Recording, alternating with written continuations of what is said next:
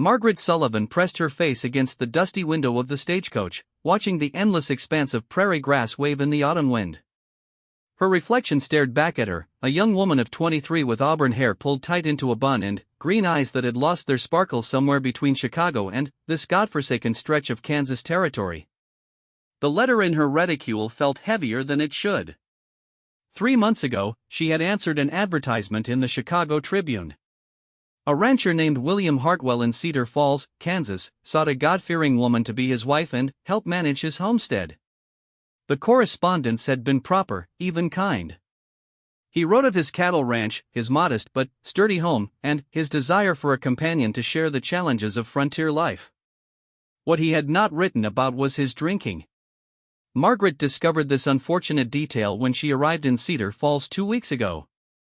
William Hartwell was indeed a rancher, but his cattle had been sold off to pay gambling debts, his home was little more than a leaning shack, and his relationship with whiskey was far more intimate than his relationship with the Lord. The first night in his house, she had barricaded herself in what passed for a bedroom while he raged drunkenly about ungrateful women and city folk who didn't understand the hardships of ranch life. The second night, she had pretended to be asleep when he stumbled home from the saloon. By the third night, she realized that the man who had written those thoughtful letters was either entirely fictional or had drowned in a bottle long ago. Margaret had grown up believing in the goodness of people. Her father, a Methodist minister in Chicago, had taught her that every soul could be redeemed, that faith could move mountains, and that God provided for those who trusted in His plan. Her mother had raised her to see marriage as a sacred covenant, a partnership blessed by divine grace. Those beliefs felt like foolish children's stories now. She had taken what little money she possessed and bought passage on the first stage heading east. She could not return to Chicago, the shame would be unbearable, and her parents had spent their modest savings helping her prepare for married life. Instead, she planned to stop in Kansas City and seek employment as a teacher or governess. At least she had her education, even if her faith lay in tatters. The other passengers in the coach seemed lost in their own thoughts. Across from her sat a traveling salesman with a waxed mustache who kept checking his pocket watch.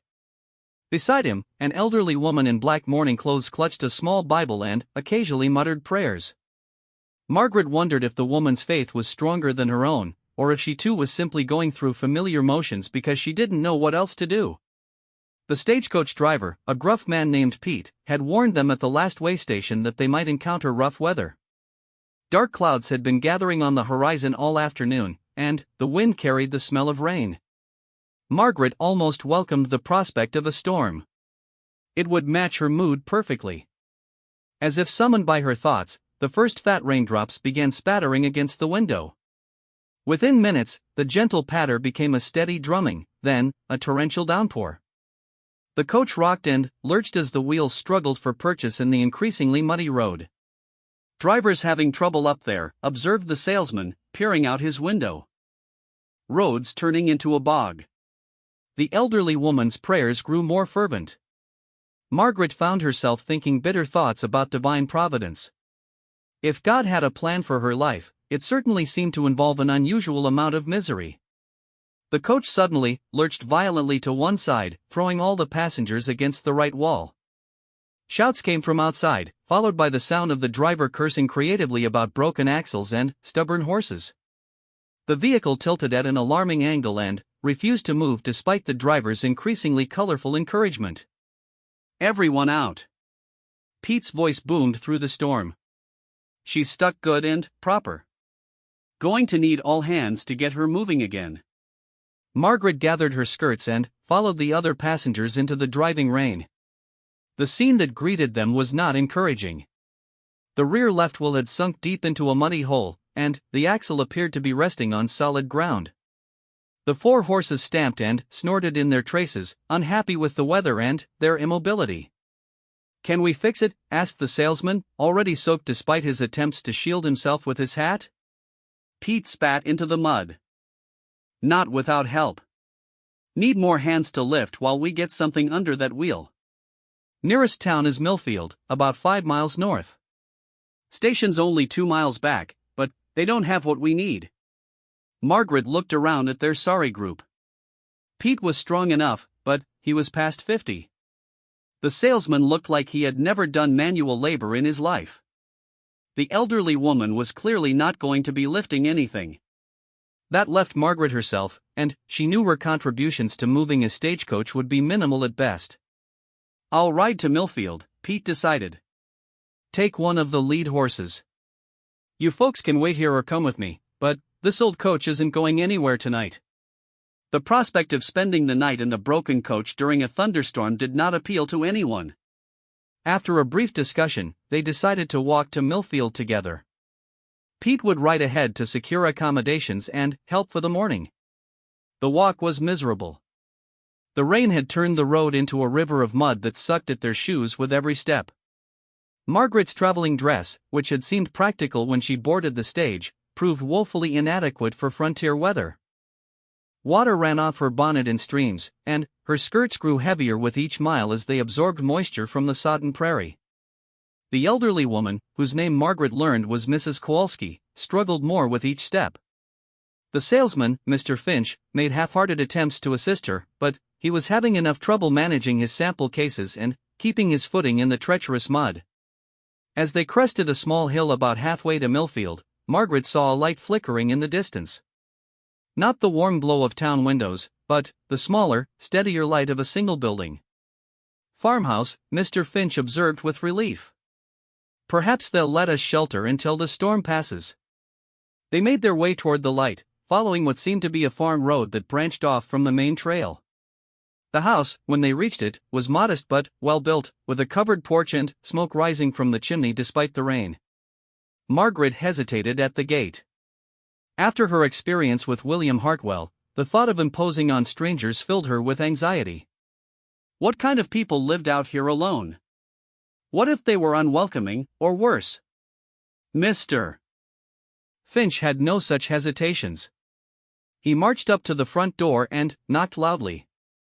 After a moment, the door opened to reveal a tall man with sandy brown hair and concerned blue eyes. He wore work clothes and boots, but his shirt was clean and his manner was immediately welcoming. "Folks look like you've had some trouble," he said, taking in their bedraggled appearance. "Stagecoach broke down about 3 miles south," Mr. Finch explained. "Axles stuck in the mud. We're walking to Millfield, but this lady here is having a hard time of it." He gestured toward Mrs. Kowalski, who was indeed swaying on her feet. The man stepped out onto the porch without hesitation. "Ma'am, you look ready to collapse. Come inside where it's warm. All of you, come in. I'm Nathan Reed." Margaret found herself studying his face as he helped Mrs. Kowalski up the porch steps. There was something reassuring about his manner, calm and competent without being overbearing. When he glanced at her, she saw genuine concern in his eyes, not the calculating look she had learned to recognize and fear. The inside of the house was simple but comfortable. A fire crackled in a stone fireplace, and the main room was furnished with handmade furniture that showed skill and care in its construction.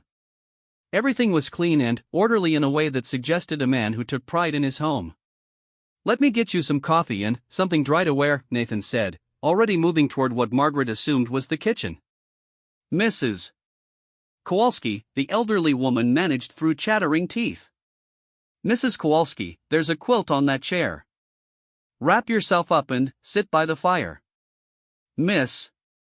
Margaret realized he was looking at her expectantly. "Sullivan. Margaret Sullivan." "Miss Sullivan, I've got some clothes that belong to my sister.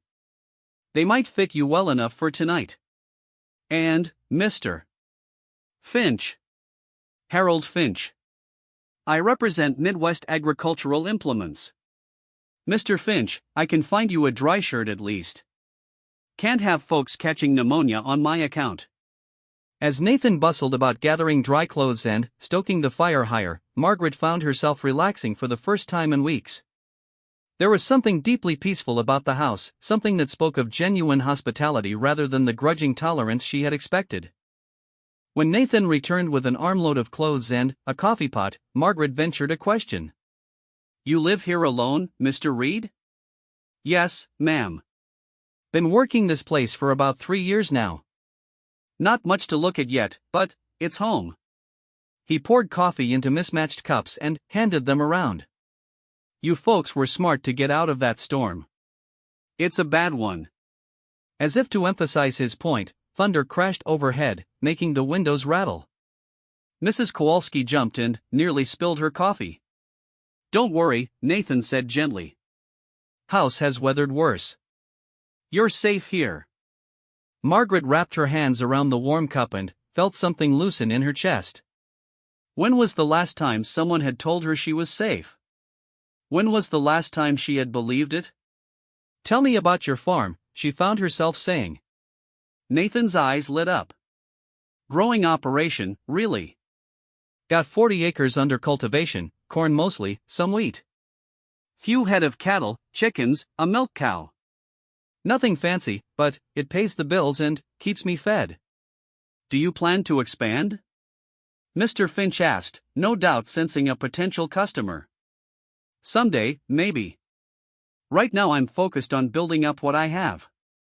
Want to get the foundation solid before I start reaching too far." Nathan glanced at Margaret as he spoke, and she had the odd feeling he was talking about more than just farming. "Wise approach," Mrs. Kowalski said approvingly. "Too many young men rush into things without proper preparation." Margaret thought about William Hartwell and his abandoned dreams. "Yes," she said quietly. "They do." Nathan seemed to hear something in her voice. "You folks traveling far?" he asked carefully. "I was heading to Kansas City," Margaret said. "Looking for work as a teacher." Running from something or towards something? The question was asked gently, but it cut straight to the heart of her situation. Margaret met his eyes. There was no judgment there, only genuine interest. "Running, I suppose.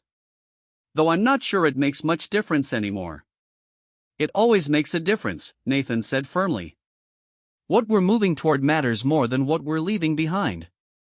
The simple certainty in his voice made Margaret's throat tight. When had she stopped believing that the future could be better than the past? They talked through the evening as the storm raged outside. Nathan proved to be an excellent host, cooking a simple but hearty meal and keeping the conversation flowing without prying into personal matters. He told stories of his early days on the farm, the mistakes he had made and lessons he had learned. His humor was dry but kind, and Margaret found herself laughing for the first time in months. Mrs. Kowalski shared tales of her late husband and their 40 years of marriage. Mr. Finch entertained them with stories of his travels and the odd characters he met on the road. Margaret contributed little to the conversation, but she found herself drawn into the warmth of human connection that she had almost forgotten existed. As the evening wound down, Nathan made sleeping arrangements with the matter-of-fact efficiency of a man accustomed to solving problems. Mrs. Kowalski would take his bedroom. He had already changed the sheets and built up the fire in the small pot-bellied stove. Mr. Finch would sleep on the couch, which was long enough for his frame. Nathan would bed down in the kitchen, and Margaret could have the small room that served as his study. "I can't take your bedroom," Mrs. Kowalski protested weakly. "You can and you will," Nathan said with gentle firmness. "I've slept in worse places, and you need a proper rest after today's trials." As Margaret settled into the small study with blankets and a pillow Nathan had provided, she found herself staring at the ceiling and listening to the rain on the roof. For the first time since arriving in Kansas, she felt safe. Not just physically safe, but something deeper. In this simple farmhouse with a stranger who asked for nothing in return for his kindness, she glimpsed something she had thought was lost forever. Perhaps not all men were like William Hartwell. Perhaps not all of her father's teachings about human goodness were naive fantasy. Perhaps there was still reason to believe that tomorrow might be better than today. She fell asleep thinking about Nathan Reed's eyes and the way he had spoken of building solid foundations. Outside, the storm continued to rage, but inside the little farmhouse, Margaret Sullivan slept peacefully for the first time in months. Margaret woke to the smell of bacon and coffee drifting through the small farmhouse. For a moment, she couldn't remember where she was. Then, the events of the previous day came flooding back: the broken stagecoach, the storm, and Nathan Reed's unexpected kindness. Sunlight streamed through the small window of the study, revealing that the violent weather had passed. She could hear voices in the kitchen, and the sound of someone moving around with purpose. After changing back into her traveling dress, which had dried overnight by the fire, she emerged to find Nathan already preparing breakfast while Mrs. Kowalski sat at the small kitchen table looking much improved. "Good morning, Miss Sullivan," Nathan said with a smile. "Hope you slept well." "Better than I have in weeks," she admitted, accepting the cup of coffee he offered. "Thank you again for your hospitality." "No need for thanks. Glad I could help." He gestured toward the window. "Storm cleared up nicely. Should be a good day to get your coach moving again." Mr. Finch appeared from the main room, looking rumpled but rested. "Any word from the driver?" he asked. "Pete rode through about an hour ago," Nathan replied, cracking eggs into a cast-iron skillet. "Got help from town. They should have the axle fixed and the coach out of that mud hole by noon." Margaret felt a strange mixture of relief and disappointment. Relief that they could continue their journey, but disappointment that this peaceful interlude was ending. The outside world seemed harsh and uncertain compared to the quiet sanctuary of Nathan's home. As they ate breakfast, Nathan asked about their destinations. Mrs. Kowalski was traveling to visit her daughter in Missouri. Mr. Finch had business appointments in Kansas City and points east. When he turned to Margaret, she found herself hesitating. I'm not entirely sure," she said finally. "Kansas City, I suppose. Looking for work." "What kind of work?" Nathan asked, and there was something in his tone that made her look at him more closely. "Teaching, if I can find a position. I have a good education, and I helped at my father's church school in Chicago." "Chicago's a long way from here," Nathan observed. "You must have had quite a reason to leave." Margaret felt heat rise in her cheeks. She wasn't ready to share the humiliating details of her failed engagement to William Hartwell, especially not with this kind man who had shown her such generosity. Mrs. Kowalski, perhaps sensing Margaret's discomfort, spoke up. "Young women sometimes need to make fresh starts, Nathan. The Lord works in mysterious ways." "Yes, ma'am, he does," Nathan agreed. But he continued to look at Margaret with those thoughtful blue eyes, and she had the unsettling feeling that he saw more than she was telling. After breakfast, Nathan insisted on driving them back to the stagecoach in his wagon. The morning was crisp and clear, with the kind of bright sunshine that made the prairie grass shimmer like gold. Margaret found herself sitting beside Nathan on the wagon seat, acutely aware of his steady presence and the way he handled the reins with competent ease. "It's beautiful country," she said, watching a hawk circle overhead. "Can be harsh, too," Nathan replied. "Especially for folks who aren't prepared for it. Takes a special kind of person to make a life out here." "What brought you to Kansas?" she asked. Nathan was quiet for a moment, considering his answer. "Needed a place where I could build something from scratch. Back in Ohio, my family had expectations about what my life should look like. Good intentions, but not what I wanted for myself." Margaret understood more than she cared to admit. "So you just left?" "Eventually. Took me a while to work up the courage. Sometimes running away is just another way of running towards something better." His words echoed what he had said the night before, and Margaret found herself thinking about the difference between running away and running toward. Was there really a distinction, or was it just a matter of perspective? They found the stagecoach surrounded by activity. Pete was directing two men from town as they used a block and tackle to lift the rear of the coach while a third man worked to free the wheel from the dried mud. The axle appeared to be intact, though the wheel itself had taken some damage.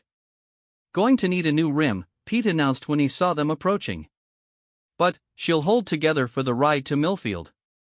From there, you can catch the evening stage to Kansas City." Margaret felt that strange pang of loss again. In a few hours, she would be back to her uncertain future, leaving behind this brief encounter with kindness and safety. As the men worked to repair the coach, Nathan walked with Margaret to a small grove of cottonwood trees beside the road. Mrs. Kowalski was resting in the shade of the wagon, and Mr. Finch was examining his sample cases for storm damage. "Miss Sullivan," Nathan said carefully, "I hope you don't mind me saying this, but You seem like someone carrying more than her fair share of troubles. Margaret stiffened. I'm fine, Mr. Reed. Just eager to reach Kansas City and start looking for work. I'm sure you are. But, if I may, Millfield has a school. Small town, not much to offer in the way of excitement, but they've been looking for a teacher since the last one got married and moved away. Pay isn't much, but it comes with a small house and the respect of the community. Margaret stared at him. Why are you telling me this? Because sometimes opportunities come along when we're not looking for them. And because I think you might be happier staying in Kansas than you realize. I couldn't possibly. She began, then stopped. Why couldn't she possibly? What was waiting for her in Kansas City except more uncertainty and the possibility of another failed start? Think about it, Nathan said gently. The decision doesn't have to be made today. But if you decide to stay, Millfield is only 5 miles from my farm. Close enough for neighbors to help each other when needed. The implications of his words hung in the air between them. Margaret felt her heart racing. Was he suggesting what she thought he was suggesting? Or was she reading too much into simple kindness? Before she could respond, Pete called out that the coach was ready. The wheel repair was temporary but adequate, and they needed to reach Millfield before it failed completely. The ride to Millfield was quiet, each passenger lost in their own thoughts. Margaret found herself studying the rolling prairie with new eyes. Instead of seeing emptiness and isolation, she began to notice the subtle beauty of the landscape, the way the grass moved like waves in the wind, the enormous sky that seemed to stretch forever, the sense of space and possibility. Millfield turned out to be a typical frontier town, a main street lined with practical buildings, a church with a simple wooden steeple, and houses scattered along the cross streets. It was modest but well-maintained, with the look of a community that took care of itself and its members. Nathan had business in town, so he rode along with the stagecoach. As they pulled up in front of the hotel that served as the stage depot, he pointed out various buildings to Margaret. That's the schoolhouse, he said, indicating a small white building with a bell tower. And that house beside it is where the teacher lives. Mrs. Henderson runs the dry goods store there, and she's on the school board. If you're interested in asking about the position, she'd be the one to talk to. Margaret looked at the schoolhouse and felt something stir in her chest. It was a far cry from the grand educational institutions of Chicago, but there was something appealing about its modest simplicity. A place where she could teach children, make a real difference in their lives, build something meaningful. The evening stage leaves at 6, Pete announced. Gives you folks a few hours if you need to conduct business or get a meal. Mrs. Kowalski decided to rest at the hotel until departure time. Mr. Finch went to find potential customers among the local merchants. Margaret stood on the wooden sidewalk, torn between boarding the evening stage to continue her original plan and walking across the street to inquire about the teaching position. Nathan seemed to sense her internal struggle. Would you like me to introduce you to Mrs. Henderson? He offered. No commitment, just a conversation. Margaret looked at his earnest face and made a decision that surprised her. Yes, she said. I think I would. Mrs. Henderson proved to be a practical woman in her 50s with graying hair and sharp but kind eyes. She listened as Nathan explained about the broken stagecoach and Margaret's background in education, nodding thoughtfully as she took Margaret's measure. We've been without a teacher for 2 months, Mrs. Henderson said. Children are falling behind, and parents are getting anxious. The position doesn't pay much, $20 a month plus the house, but it's steady work, and the community supports the school. What would be expected of me? Margaret asked. Teaching children ages 6 to 16. Basic reading, writing, arithmetic. Some geography and history if you're qualified. We have about 20 students when everyone attends, though harvest time and winter weather can affect attendance. Margaret thought about her years helping at her father's church school, working with children of all ages and backgrounds. The work had been challenging but deeply rewarding. I have experience with mixed-age classrooms, she said. And I'm comfortable with all those subjects. References? Mrs. Henderson asked. Margaret hesitated. She could provide references from Chicago, but they would reveal the circumstances of her departure. I can write to Chicago for references, she said carefully. But it may take some time for letters to arrive. Mrs. Henderson looked at Nathan. You vouch for this young lady's character? I do, Nathan said without hesitation. She's educated, well-spoken, and has a good heart. I think she'd be an asset to the community. Margaret felt a warmth spread through her chest at his words. When was the last time someone had spoken of her with such confidence? The position starts Monday, Mrs. Henderson said. That gives you 3 days to get settled and review the materials the previous teacher left behind. Are you interested? Margaret looked out the window at the little schoolhouse. 3 days ago, she had been fleeing a disastrous marriage in despair and humiliation. Now she was being offered a chance to build a new life in a community that seemed to value education and character. It wasn't the life she had planned, but perhaps it was the life she needed. Yes, she said, surprising herself with the certainty in her voice. I'm very interested. The next few hours passed in a whirlwind of activity. Margaret retrieved her trunk from the stagecoach and said goodbye to Mrs. Kowalski and Mr. Finch, who both wished her well in her new venture. Mrs. Henderson gave her the keys to the teacher's house and introduced her to several other members of the school board. The house proved to be small but comfortable, with 2 rooms, a pot-bellied stove, and furnishings that were simple but adequate. As evening approached, Nathan helped Margaret carry her belongings from the hotel to her new home. The house sat on a small lot behind the schoolhouse, with a garden plot and a chicken coop that came with the position. It's not much, Nathan said as they set her trunk down in the main room. It's mine, Margaret replied, running her hand along the wooden table that served as both desk and dining surface. That makes it perfect. Nathan smiled at her words.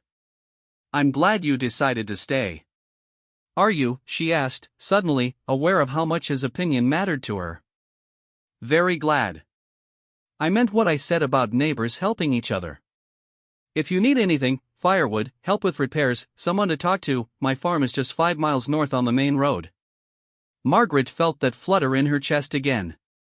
Nathan, she said carefully, why did you encourage me to stay? You barely know me. Nathan considered the question seriously. Sometimes you meet someone and just know they belong somewhere. You belong here, Margaret. I could see it in your face when you looked at that schoolhouse. And, is that the only reason? She asked, her heart beating faster.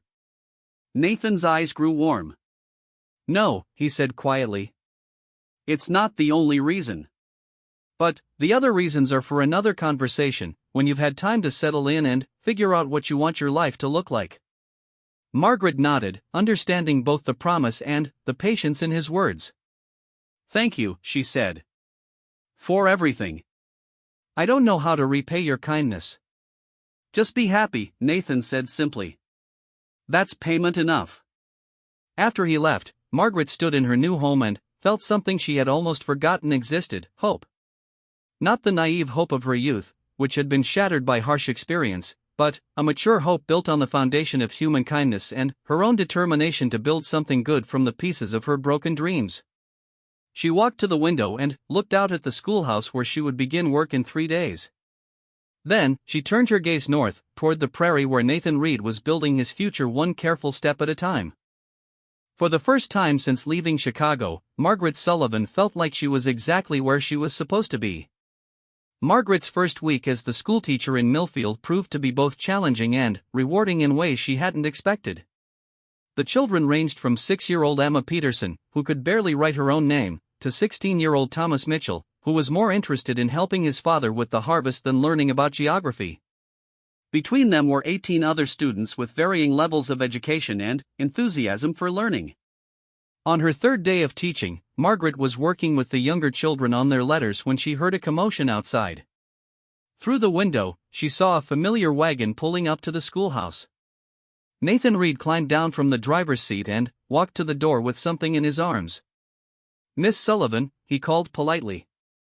Sorry to interrupt, but I thought you might need these.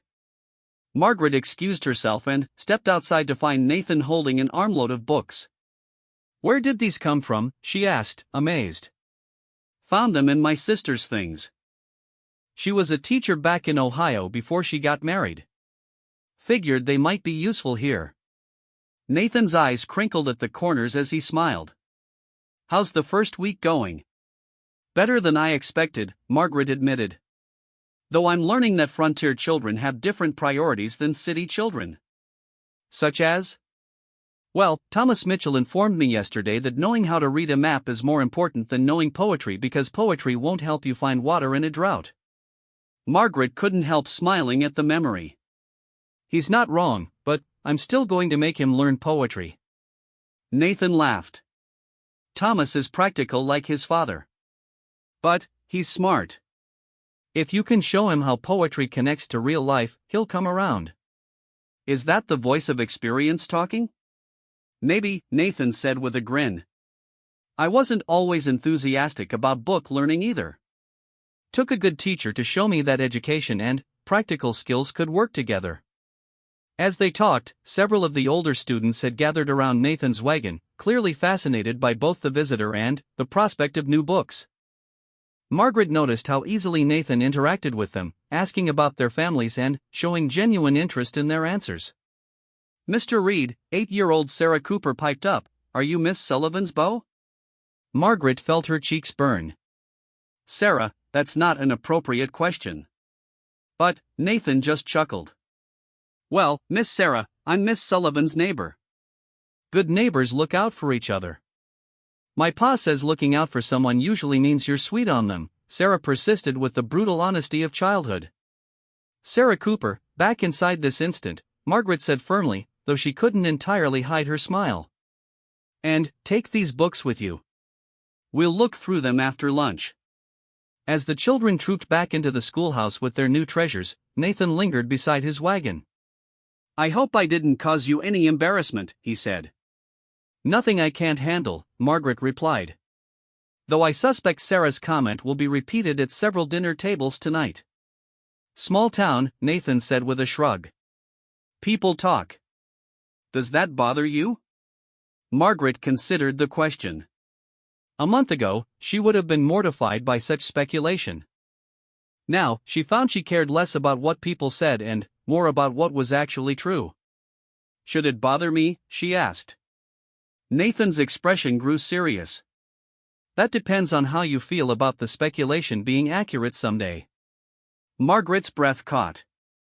There it was, the conversation Nathan had hinted at during her first night in Millfield. The one about reasons that went beyond neighborly kindness. "Nathan, She began, then stopped as she realized she didn't know what she wanted to say. "Think about it," he said gently. "No pressure, no expectations. I just wanted you to know where I stand." He climbed back onto his wagon and tipped his hat to her. "I'll be by Saturday to check on your firewood supply. Winter's coming, and that little stove of yours will need feeding." Margaret watched him drive away, her mind spinning. She had come to Kansas running from one failed relationship, and now she found herself contemplating another. But this felt entirely different from her arrangement with William Hartwell. This felt real in a way that those carefully written letters had never been. Saturday came sooner than expected. Margaret spent Friday evening preparing lessons and Saturday morning cleaning the little house that was becoming more like home each day. When Nathan arrived in the afternoon with a wagon load of split wood, she had coffee ready and an apple pie cooling on the kitchen table. "You didn't have to feed me," Nathan said as they stacked wood beside the house. "I wanted to thank you for the books. The children love them, especially the adventure stories." Margaret brushed wood chips off her apron. "And I've been thinking about what you said." Nathan paused in his work. And I realized I don't know very much about you. If we're going to have that other conversation, I should probably know more than the fact that you're kind to stranded travelers and good with children." Nathan leaned against the side of his wagon. "Fair enough. What would you like to know? Why did you really leave Ohio?" Nathan was quiet for a long moment, staring out at the prairie. I was engaged to be married, he said finally. Girl named Rebecca. Our families had been friends for years, and everyone assumed we'd end up together. Including us, I suppose. Margaret felt an unexpected stab of something that might have been jealousy. What happened? I realized I was going through the motions because it was expected, not because it was what I wanted. Rebecca was a fine girl, but we didn't fit. We wanted different things, had different dreams. I could see us being miserable together in 10 years, both wondering how we'd ended up living someone else's life. That must have been difficult. Hardest thing I'd ever done up to that point. Her family was hurt, my family was angry, and the whole community had opinions about it.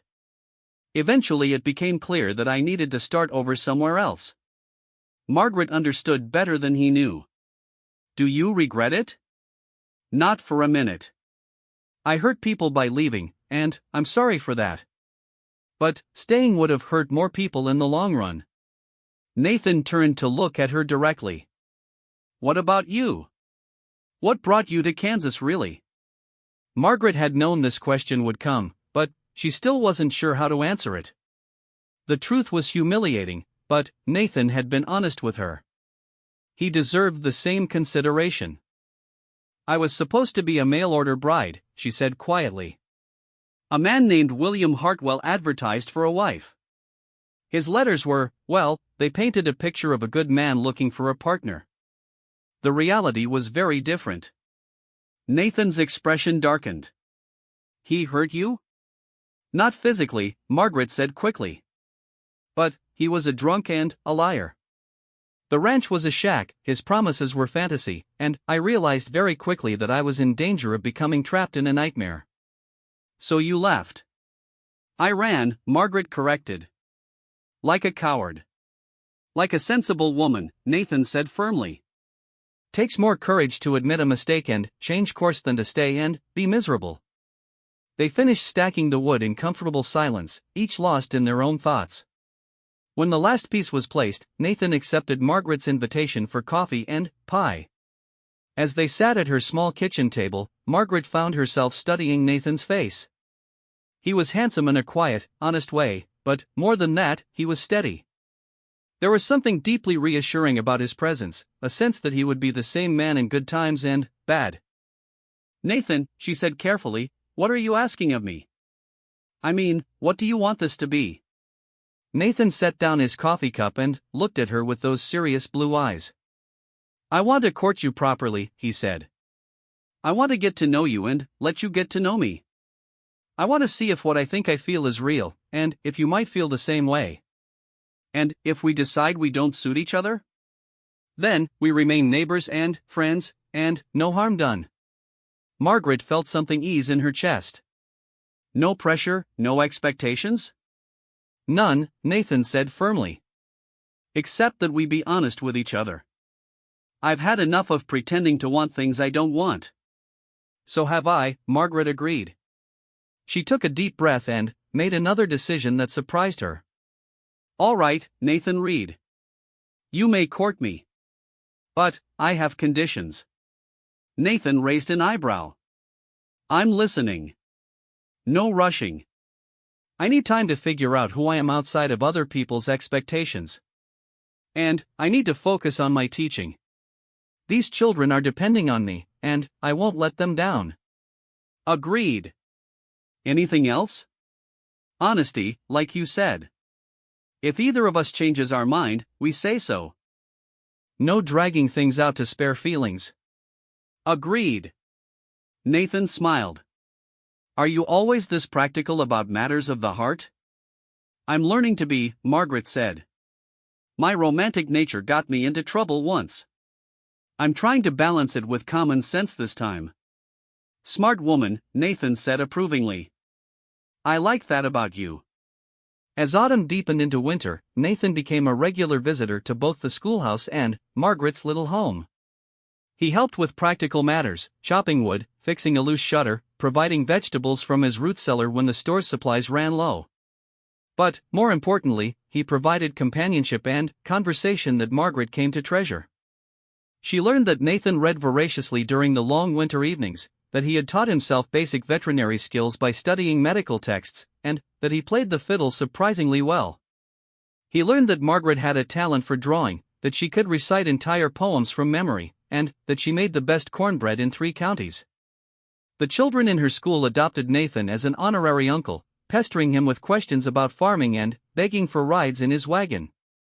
Parents began inviting them both to community gatherings, and Margaret gradually realized she was being accepted not just as the schoolteacher, but as a permanent member of the community. One evening in November, as they sat by her fireplace grading papers and planning lessons, Nathan looked up from the arithmetic problems he was reviewing. "Margaret," he said quietly, "I need to tell you something." The serious tone of his voice made her look up sharply. "What is it?" "I'm falling in love with you." The words hung in the air between them, honest and vulnerable and completely without pressure. Margaret set down her pen and really looked at him, this good man who had shown her that not all promises were lies, that not all kindness came with a price. "I know I said no rushing," Nathan continued, "and I'm not asking for any declarations or decisions. I just thought you should know where my heart stands." Margaret felt tears prick her eyes. Not tears of fear or uncertainty, but tears of gratitude. "Thank you for telling me," she said softly. "And for not making it into something I have to respond to right now." "Take all the time you need," Nathan said simply. "I'm not going anywhere." As winter settled over the Kansas prairie, Margaret found herself thinking less about the life she had fled and more about the life she was building.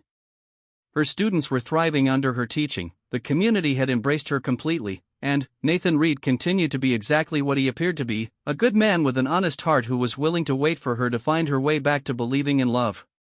She wasn't there yet, but, for the first time since leaving Chicago, she could imagine getting there. And that, she thought, was enough for now.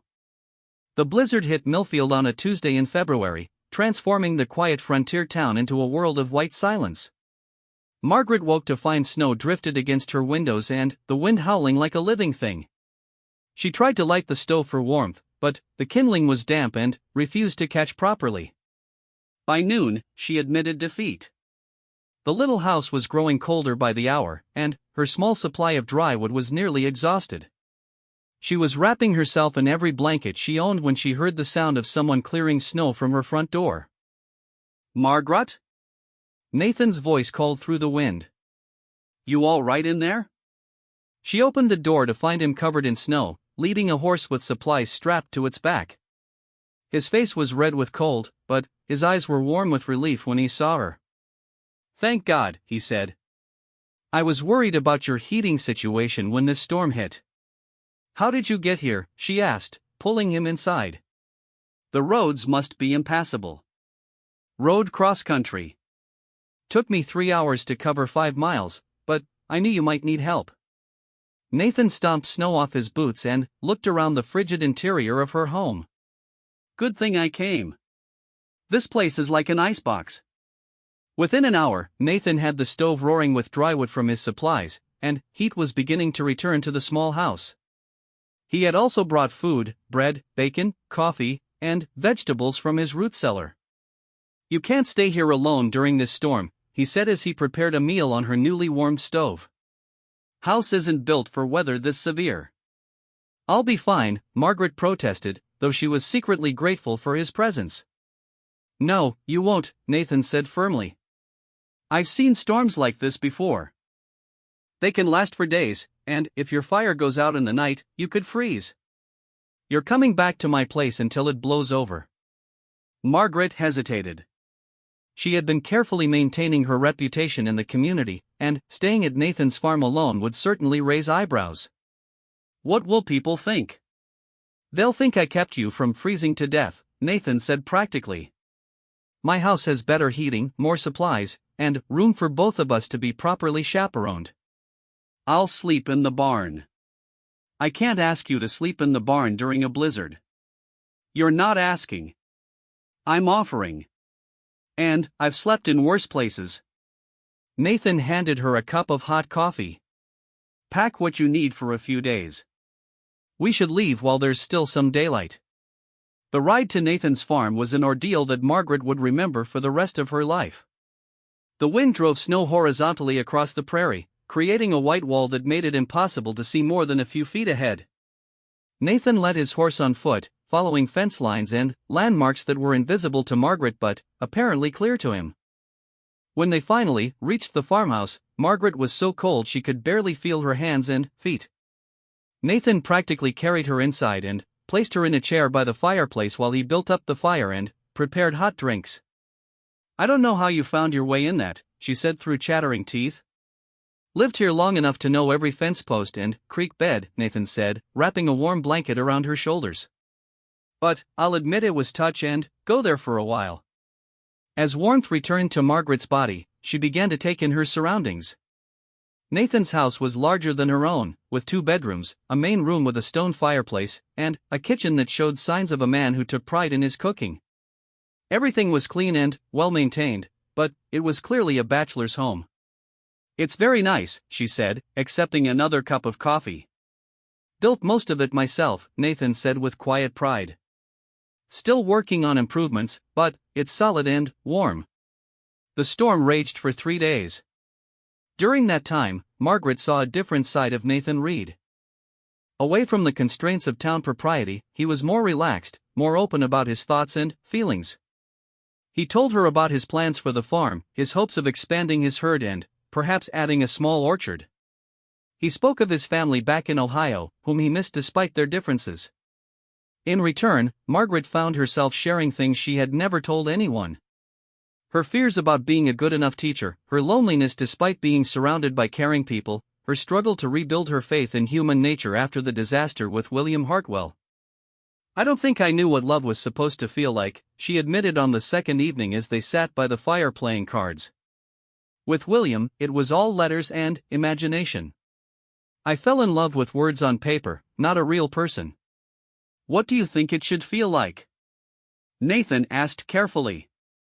Margaret considered the question. "Safe," she said finally. "Not exciting in a way that makes you doubt your judgment, but safe in a way that makes you want to be your best self." Nathan nodded slowly. "Like coming home after a long journey." "Yes," Margaret said, surprised by how perfectly he had captured what she meant. "Exactly like that." On the 3rd night of the storm, Nathan made good on his promise to sleep in the barn despite Margaret's protests. She lay in his bed. He had insisted she take the bedroom, listening to the wind howl and worrying about him in the cold barn. Around midnight, she heard sounds from the kitchen and found Nathan coming in from outside, shivering and carrying an armload of wood. "The barn roof is leaking," he said through chattering teeth. "Melting snow is dripping right onto my bedroll." Margaret didn't hesitate. "You'll sleep in here where it's warm. I'll take the couch." "I can't take your bed." "It's your bed," Margaret pointed out. "And I'm not letting you freeze in a leaking barn out of misplaced propriety. We're both adults, and we can manage to share a house for one night without scandal." Nathan looked like he wanted to argue, but another violent gust of wind made the decision for him. "All right," he said. "But I'll take the couch. You keep the bedroom." "Nathan Reed, get into that warm room before you catch pneumonia." "I mean it." Despite the unusual circumstances, Margaret slept better that night than she had in weeks. There was something deeply comforting about knowing Nathan was nearby, something that made the storm seem less threatening and the darkness less oppressive. The next morning dawned clear and bright, with the kind of pristine beauty that only comes after a major snowstorm. Margaret woke to the smell of bacon and coffee, and the sound of Nathan moving around the kitchen with quiet efficiency. "Storm's over," he announced when she emerged from the bedroom. "Road should be passable by tomorrow, if not today." Margaret felt an unexpected pang of disappointment. The 3 days at Nathan's farm had felt like a glimpse of what domestic life could be like with the right person. She had enjoyed their easy conversation, their shared meals, even their comfortable silences as they read or worked on separate tasks. "I should get back to the schoolhouse," she said. "The children will be eager to return to classes." Of course, Nathan agreed. But she thought she heard a similar note of regret in his voice. As they prepared for the return journey to town, Nathan seemed to be working up the courage to say something. Finally, as they were loading Margaret's belongings back onto his horse, he spoke. "Margaret, these past few days, they've meant a great deal to me." "To me as well," she admitted. "I know you said you needed time, and I want to respect that. But I also want you to know that being here with you, talking with you, sharing meals and quiet evenings, it felt like the most natural thing in the world." Margaret's heart began beating faster. She knew what he was working toward, and she realized that somewhere during the long winter months of courtship, her own feelings had been quietly growing into something deeper than friendship. "Nathan," she said carefully, "what are you asking?" Nathan took her hands in his. "I'm asking if you might consider making this permanent." "Not right away," he added quickly, seeing her expression. "But someday, when you're ready. I'm asking if you could see yourself being happy here, as my wife." Margaret looked into his honest blue eyes and realized that she could indeed see herself being happy as Nathan Reed's wife. The thought didn't terrify her the way William Hartwell's proposal had. Instead, it filled her with a warm certainty that felt like coming home. "Yes," she said quietly. "I think I could see myself being very happy here." Nathan's face lit up like sunrise. "Are you saying yes to my proposal?" "I'm saying yes to the possibility," Margaret corrected gently. "I need to finish out the school year, and I want us to be officially engaged for a proper period. But, yes, Nathan Reed, I would be honored to be your wife when the time is right." Nathan lifted her off her feet and spun her around, both of them laughing with joy and relief. When he set her down, his expression grew serious. "I love you, Margaret Sullivan," he said. "I love your mind and your heart and your courage. I love the way you care for those children, and the way you've built a place for yourself here. I love that you're practical and romantic at the same time, and that you're not afraid to start over when something isn't working." Margaret felt tears of happiness in her eyes. "I love you too, Nathan. I love that you're patient and kind and that you see the best in people.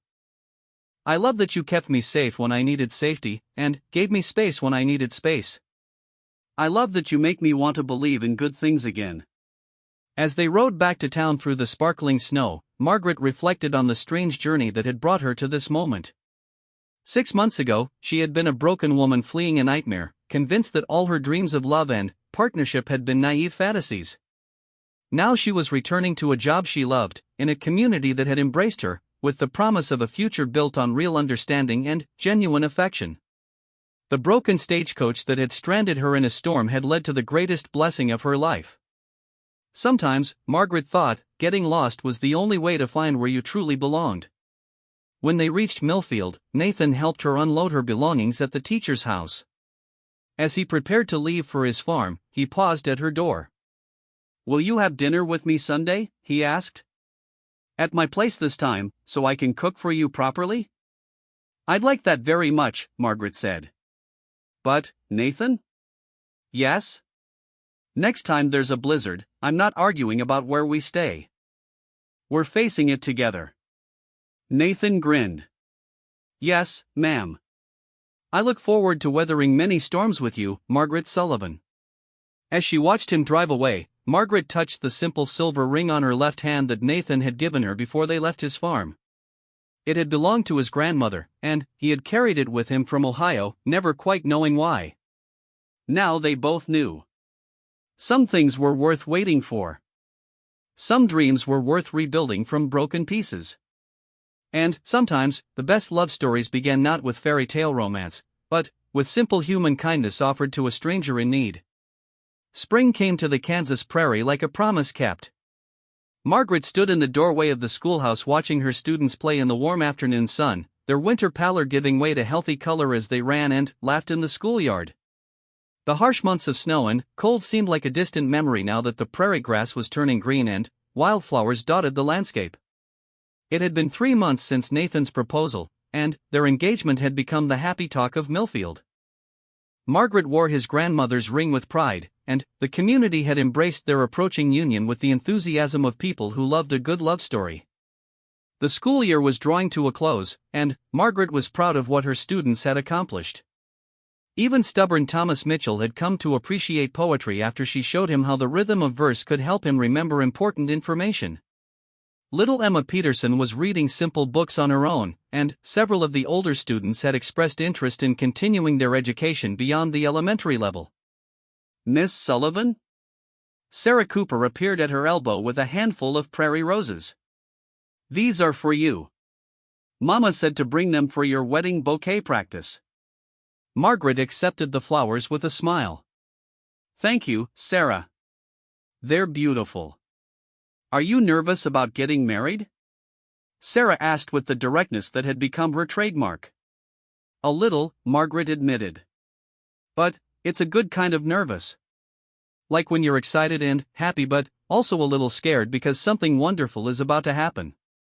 Sarah nodded wisely. That's how I felt when I got my new baby sister. Scared she might not like me, but excited to have someone to play with. And how did that work out? She's the best thing ever, Sarah said with a grin. I bet Mr. Reed will be the best husband ever too. As if summoned by their conversation, Nathan's wagon appeared on the road leading to the schoolhouse. It was Friday afternoon, and he had gotten into the habit of arriving just as school let out to help Margaret with weekend preparations. The children all waved enthusiastically, and several of them ran to meet him. Mr. Reed! Mr. Reed, called out young Billy Henderson. Look how far I can throw this rock. Nathan dutifully admired Billy's throwing prowess while helping Margaret gather her books and supplies. The easy way he interacted with her students never failed to warm her heart. He would be a wonderful father someday. How was your day? He asked as they loaded her materials into the wagon. Productive. We finished our unit on Kansas history, and I think the children have a real appreciation for the pioneers who came before them. Speaking of pioneers, Nathan said with a meaningful look, Mrs. Henderson stopped by the farm today.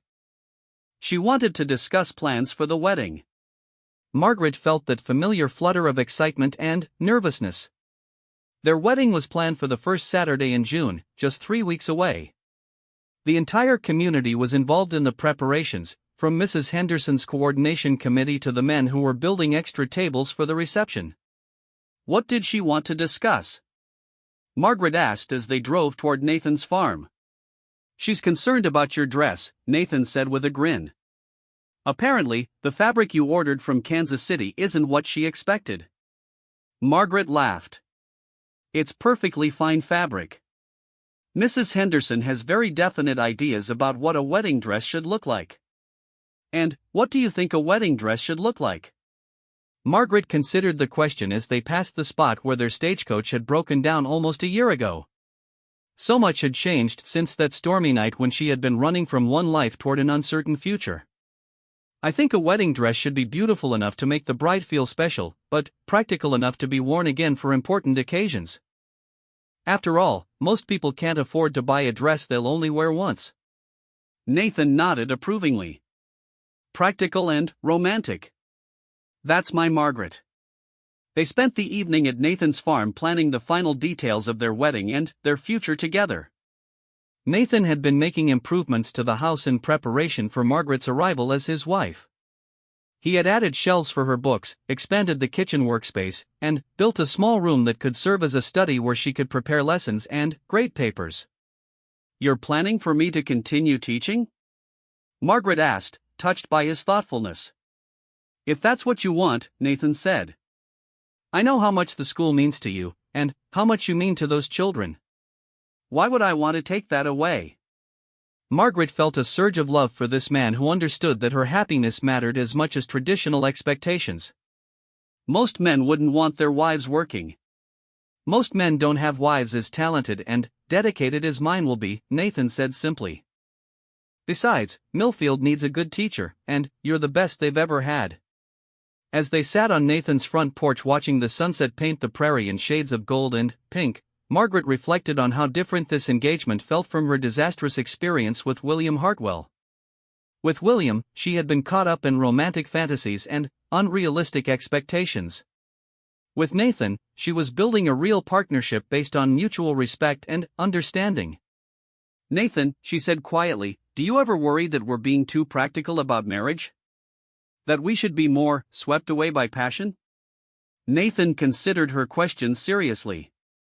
Do you feel swept away when I kiss you?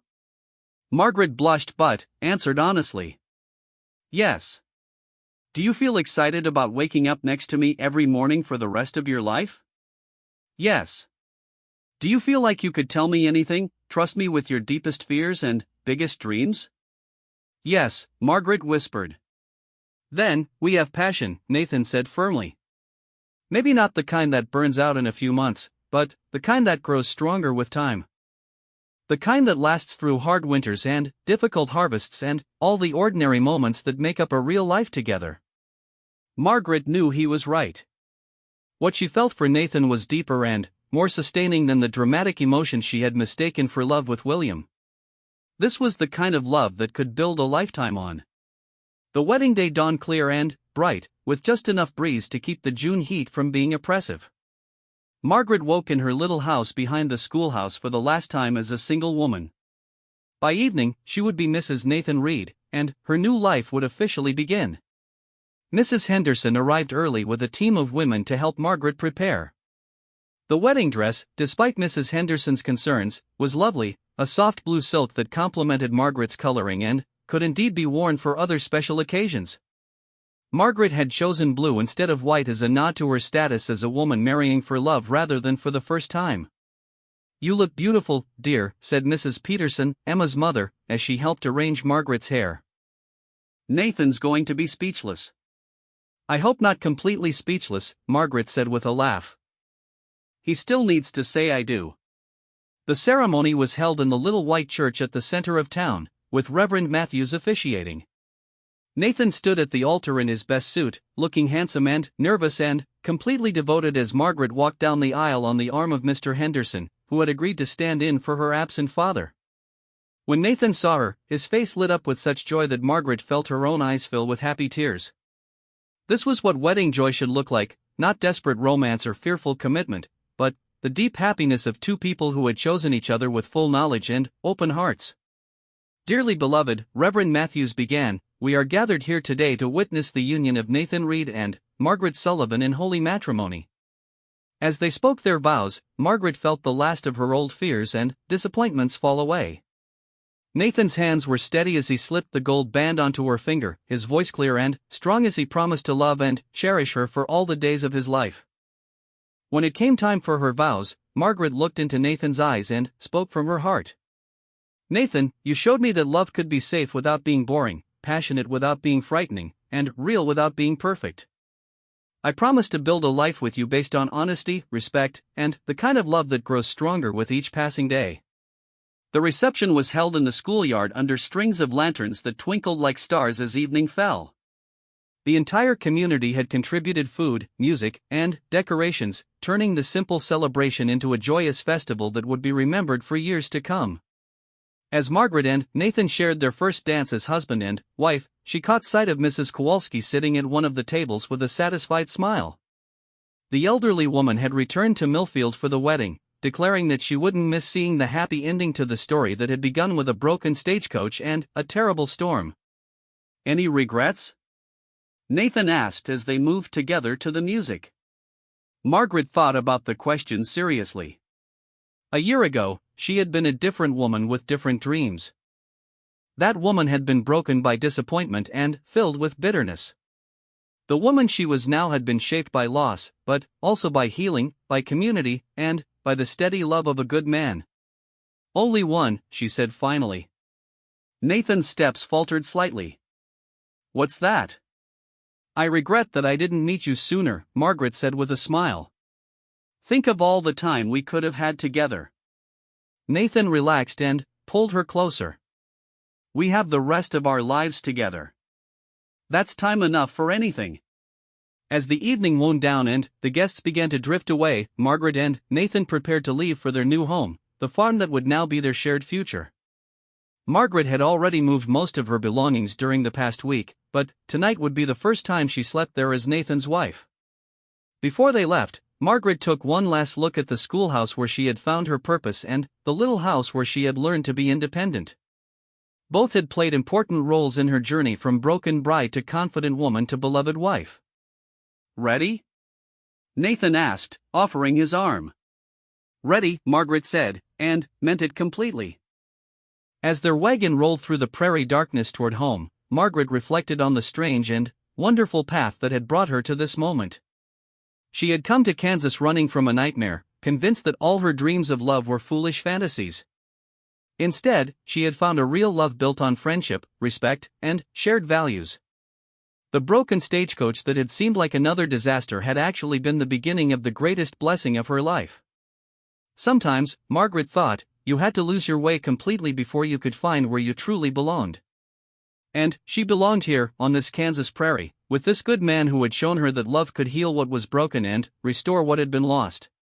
She belonged here, where the endless sky stretched toward tomorrow and every sunset promised another day of the life they would build together. As they reached the farmhouse that was now their home, Nathan helped her down from the wagon and carried her across the threshold as tradition demanded. But, unlike so many traditions that felt empty or forced, this one felt exactly right, a symbolic beginning to the real adventure of their married life. Margaret Sullivan Reed was finally home.